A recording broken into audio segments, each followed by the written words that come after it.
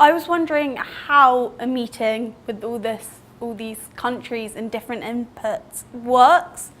So how do the environmentalists, the economists and the politicians work together in order to find an agreement they can all step forward in? Well, the fact is that at least under the Climate Convention, the only ones that have the right to sit around the table with a paper in front of them and fight about every comma are the national governments.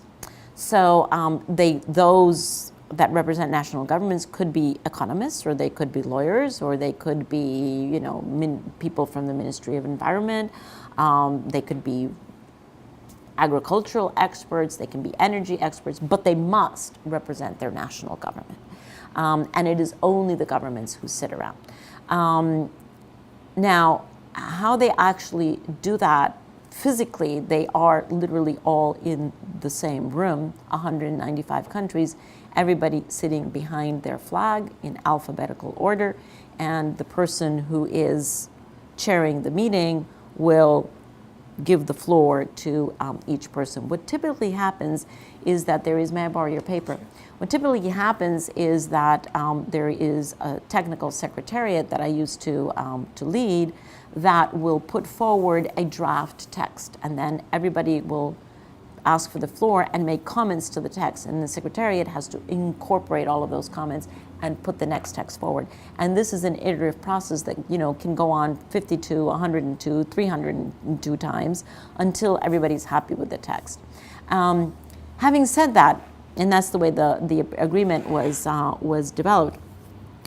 Having said that, for the Paris Agreement, we mobilized many other stakeholders that were not national governments, although they don't have the right to work on the text, but if you will, they were creating an enabling context around the national government and supporting the efforts of national governments and saying, yes, you can be ambitious in the text because we're here, we're right behind you. And those were certainly the corporations, certainly the investors, certainly the insurance companies, certainly the youth movement, okay, very important, the youth movement was there.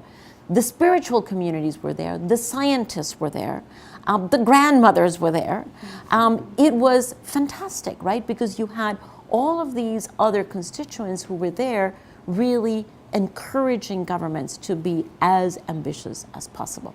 So it was, if you will, although there was only 195 pens on the text, there were thousands of other hearts beating there and supporting the work. So it was a beautiful, beautiful process. Complex, but fun.